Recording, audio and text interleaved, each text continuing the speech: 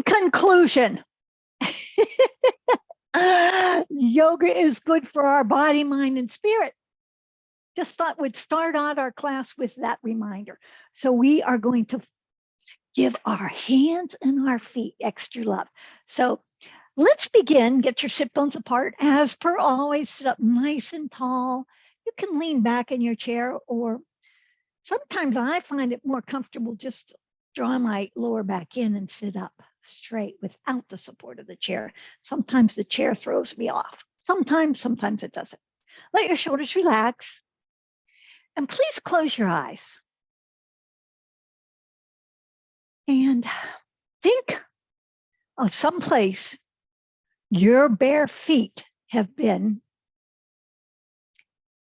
in this past week since we've met, or in your lifetime that felt really good. Where have your feet been that felt really good and fun and invigorating? One or the other, or all three.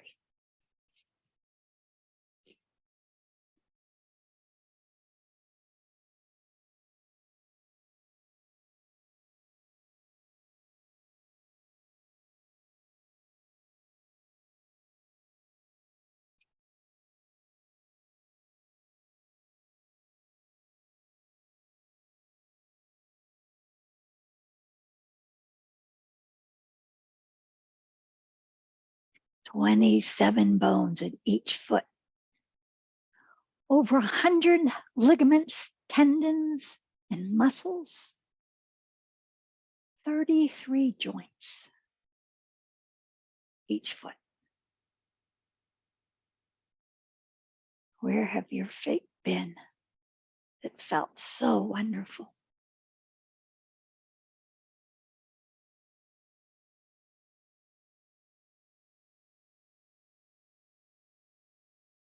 Now moving to your hands.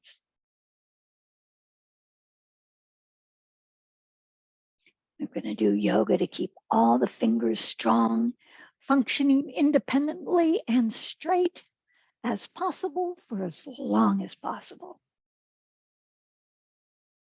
Where have your hands been in the last week or in your lifetime? Where do you like to put your hands? What do you like to have them doing? Think about it.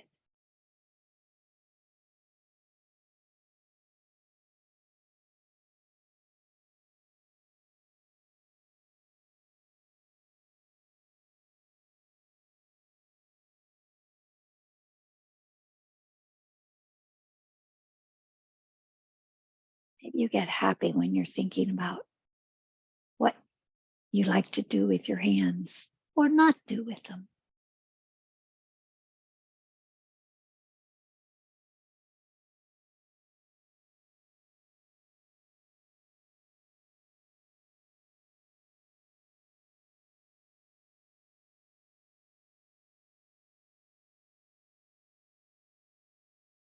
Maybe you just like to have them relaxing with the palms up.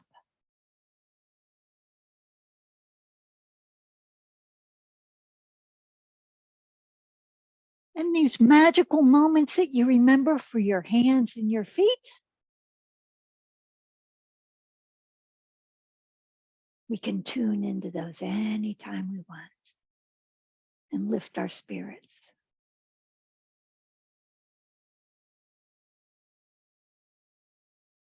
Gently open your eyes and lift your arms and your hands and your fingers straight up to the sky, palms facing each other. Feel your sit bones down as you reach really tall. See if you can lift up through the back of your body and through the front of your body. Oh, I see straight arms. I love it. Reach, reach, reach. And then bring your palms together overhead, slide them down in front of your heart. And remember, you can seal this in to tune in to happy feet and happy hands anytime. And go ahead, relax your hands down. We're going to start with the feet from the bottom up. So please stand on up. And you're welcome to hold on to your chair as you'd like, as need be. Stand with your feet a little wider than your hip width distance apart and roll to the outer edges of your feet, the outer edges of the front of your feet and the backs. So you're on the outer edges of your feet. Spread your toes as much as you can, please. You can put one hand on the chair, one hand on your hip, or both hands on your hips as a reminder, really root down through your legs so you feel stable here, even though you're only on part of your feet. Feel that stretch. And now roll to the inner edges of your feet. Legs wide as you want. Spread your toes, spread your little toe. So you're on the mound of your big toe, the inside mound is rooted down. Now notice what you feel.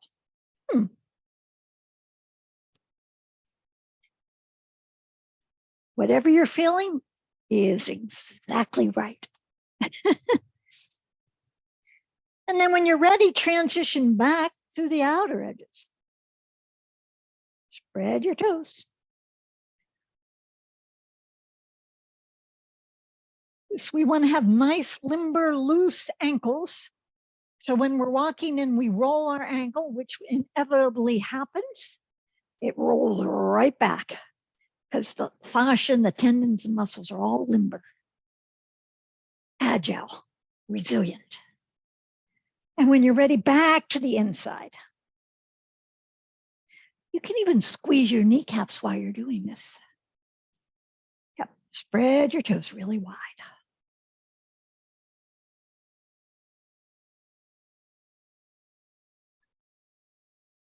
And keep breathing. As we play with our feet and hands.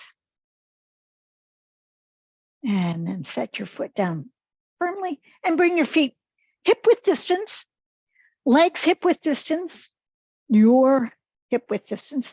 Now look down at your toes, push your toes down, and then squeeze your toes down and see if you can squeeze them to your heel and see if you can lift up your arches.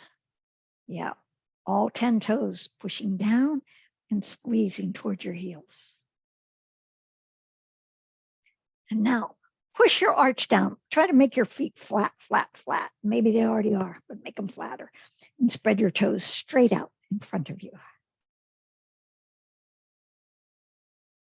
And then push your toes down again and scoop them, squeeze them back towards your heel. If you can lift your arches.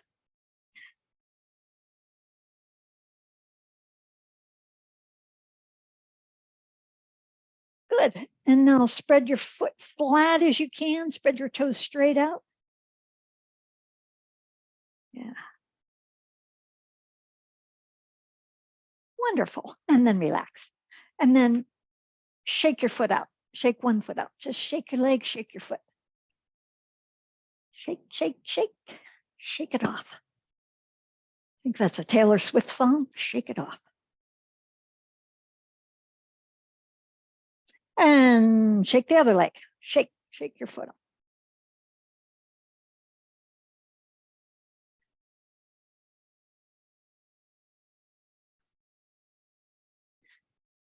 Okay, and set your feet back down, parallel your hip width distance.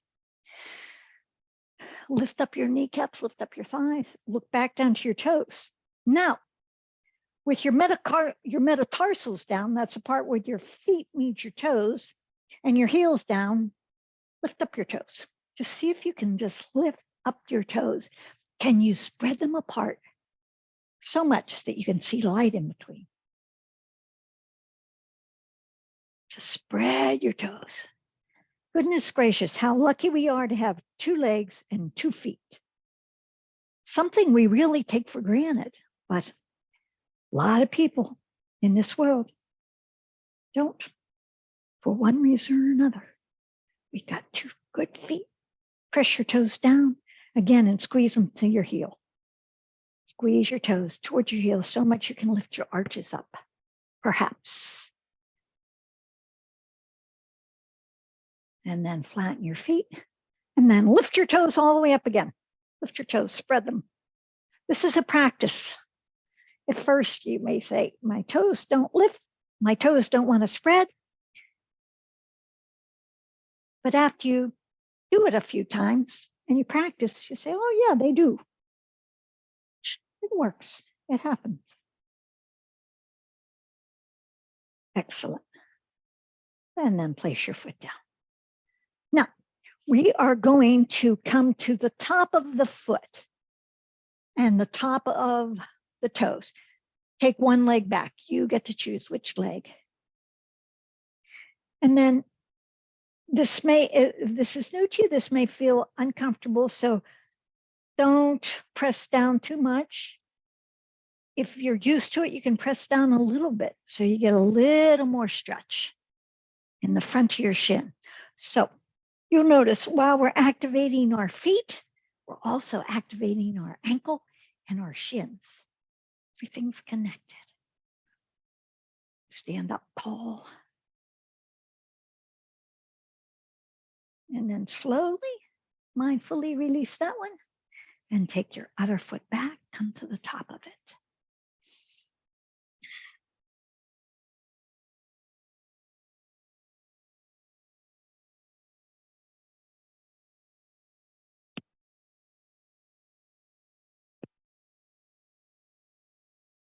Beautiful. And we'll set that foot down.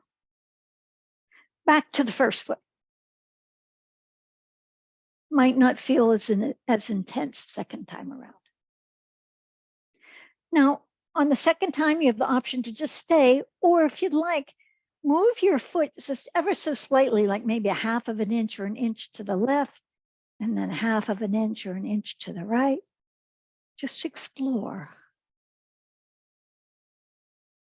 This chair yoga is all about getting to know our bodies, taking care of them.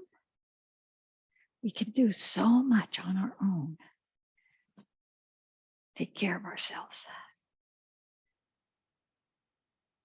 And then we'll slowly set that foot down. And the fourth foot, the second time for this foot. Stand up tall, shoulders back and relaxed. Perhaps a hint of a smile. And if you want, sort of just move your foot around just a little this way. Just get the slightly different tendons and ligaments, muscles and joints. Wake them up.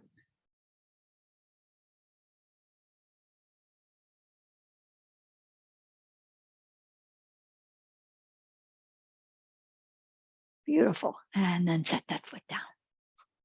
Okay. Now then, what's left? Can you think of what we haven't done yet that we really want to do?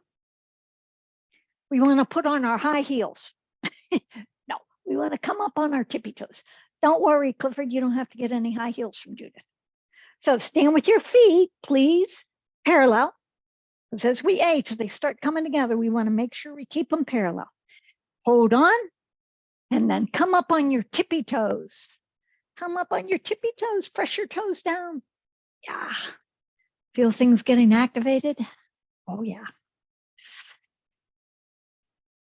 And then slowly lower your heels down. And then press your toes down. And then come back up. Pretend like we have stiletto heels. Those things are so bad for a person's back,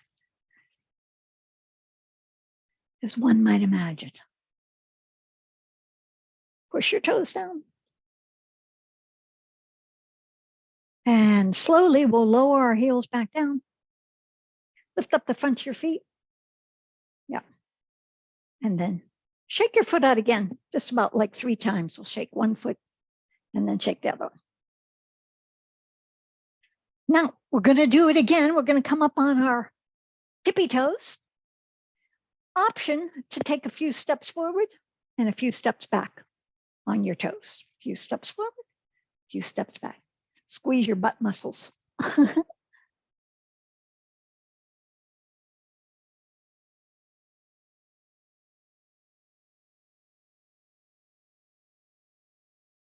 Excellent.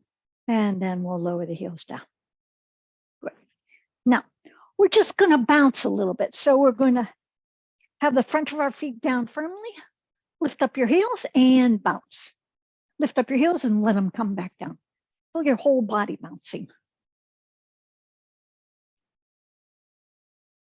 Should sort of tickle.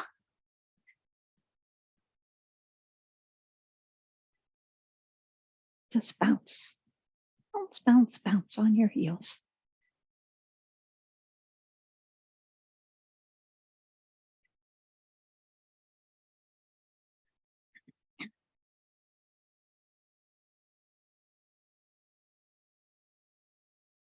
Good.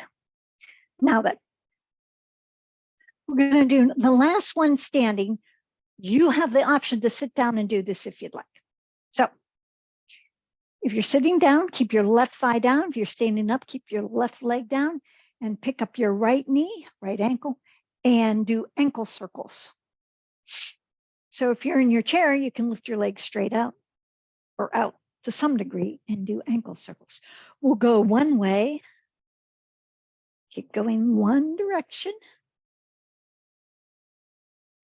You probably started off the direction that's easiest for you. That's what we do. We take the path of least resistance. It's a good thing to do. Now, let's take the path that's a little more challenging, see what we find. Go the other way. Anybody get any ankle crack adjustments? Good, no extra charge. Comes with it. And let's set that leg down. And the other leg up. Ankle circles.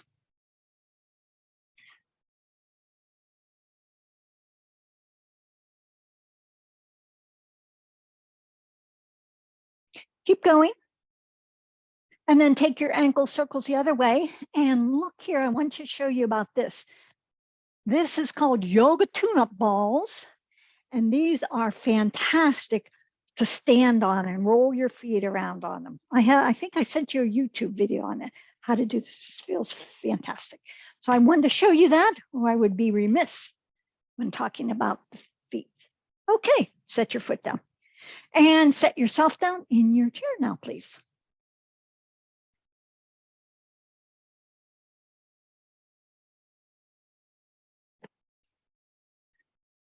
And you can take your right leg straight out in front of you. And then point your foot like a ballerina. Point, point, point. Feel all that nice stretch. Yes, resilience, agility, mobility, flexibility. Now flex your foot. This is called dorsiflexion. Take your toes back toward yourself, stretch your heel out. Feel the stretch on your calf and the back of your ankle.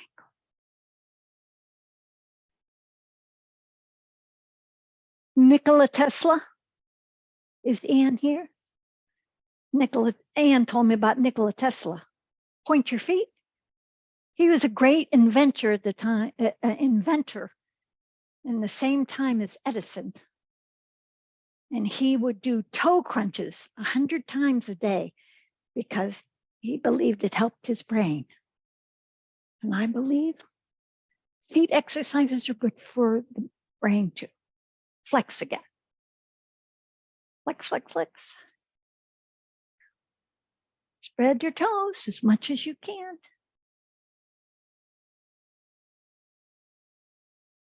And then we'll set that foot down. And then stretch your other leg out. Point your foot. Point, point, point. Has anybody ever got foot reflexology? Oh, some people have. Wow. I have never had an official foot reflexology from somebody. Do my own massaging my feet, but flex your foot now. Dorsiflexion, feel how good that is. It's amazing that what goes on in the feet. All of our meridians, all of our organ meridians end in the feet. So that's why the foot reflexology can make the whole body feel better all the way up. And point again. Point, point, point.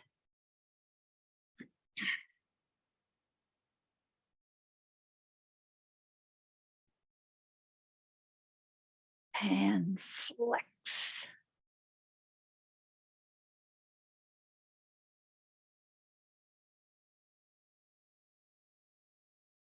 All right. Set that foot down. Fantastic. Now moving right along. Hands, hands, hands. Interlace your fingers, squeeze them together, and then press them out.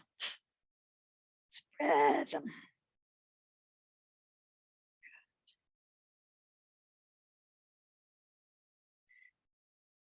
And then look at your hands, bring them back in, and interlace them the other way. Your non-doll that way. And then press them out. Spread them as much as you can.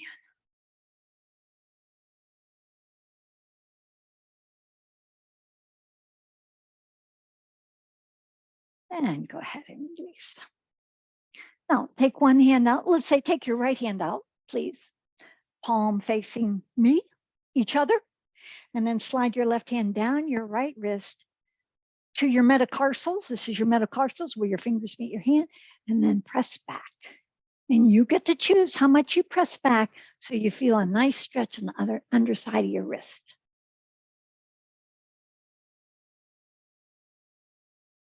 Not too hot, not too cold.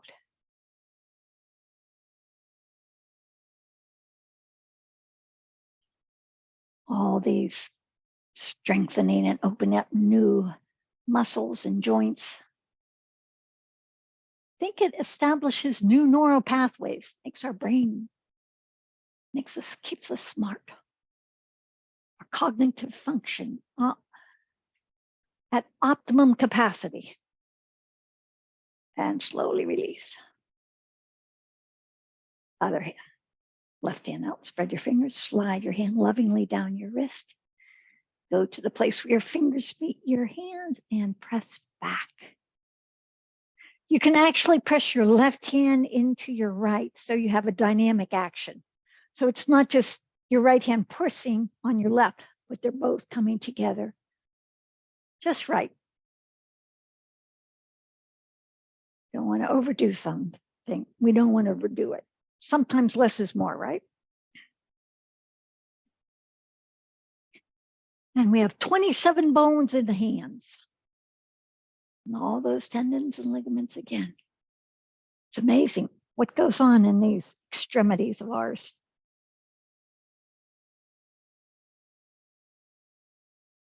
And release. And then shake your hands out a little bit.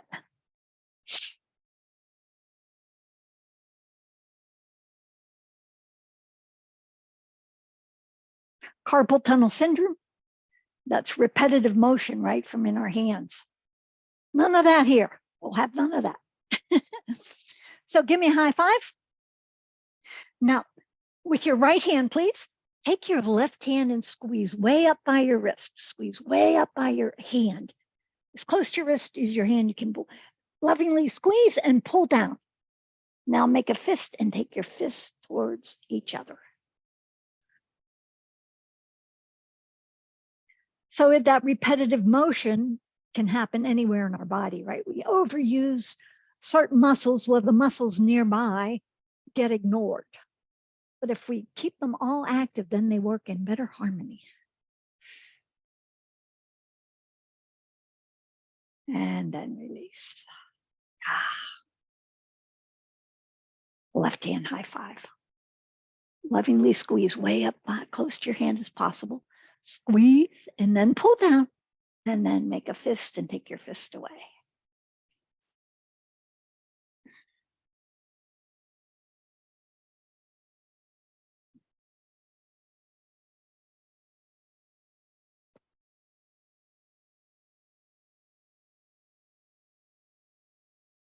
And then release.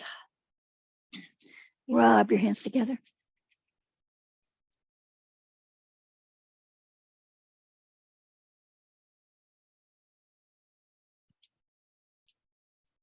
Now, with your right hand, rub the top of your left, including the wrist.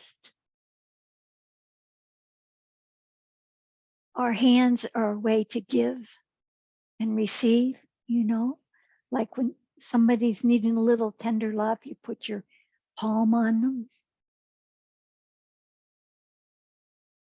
And then go ahead and do the other with your left hand on top. Now you're giving yourself some love. Giving and receiving. With the hand down like this, that's giving. Or yeah, that's giving, exactly. Confused myself.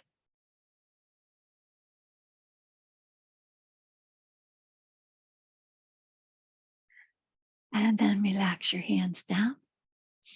And then put them out like this and pull on your thumb a little bit. Pull it out. And then get your pointer finger and squeeze it lovingly, and sort of just like you're extending it out of the joint a little, just freeing it up. You might get some cracking too. Here, maybe just squeeze, squeeze, squeeze, and pull. And then go ahead on to the next finger, your middle finger.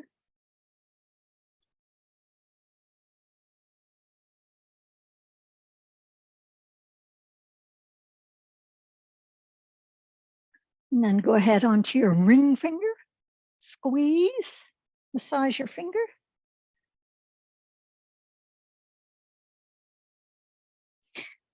And in the ancient yoga traditions, you may have heard the word mudra, the way we put our hands, sort of connects our physical and our spiritual with intention. And then your little finger, your pinky finger. Squeeze, pull, do what feels good.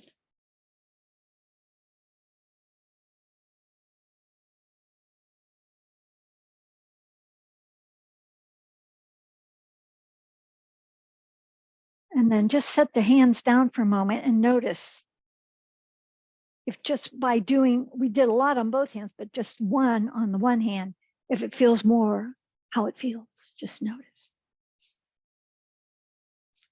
And then we'll do the other hand. You can start back at your thumb, squeezing and pulling.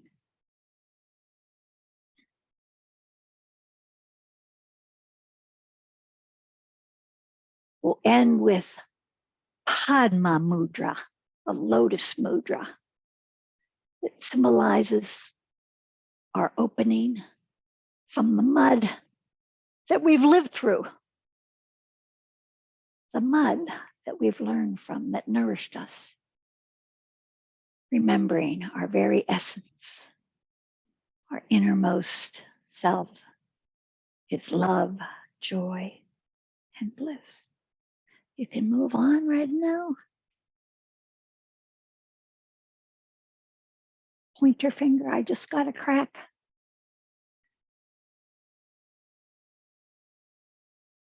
Cracking, squeezing, pulling.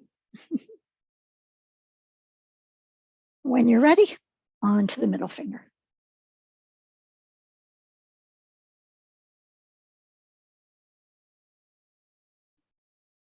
I can see Barbara's hands. I can see a lot of people's hands actually. Judith and Sue's, Monica's and Pat's. Jerry, Debbie's doing some finger work there. And then now for your last ring finger, squeeze and pull.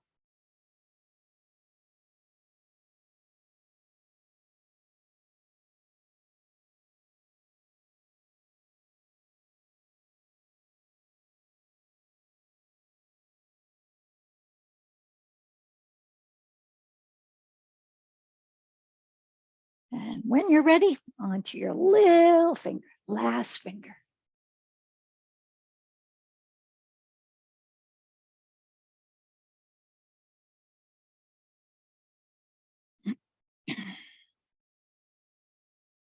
Beautiful. And let your arms rest down. And then put your hands together in front of your heart like this.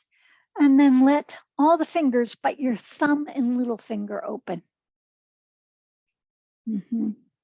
This is the lotus mudra, Padma mudra.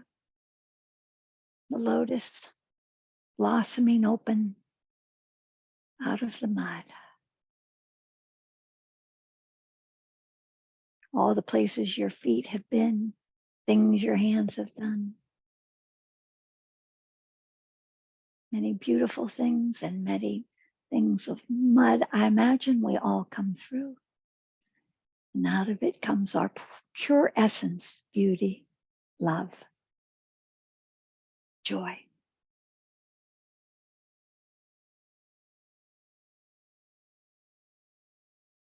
And you can bring your fingers together, bow your head towards your heart. And honor yourself making time to be here today with each other. Namaste.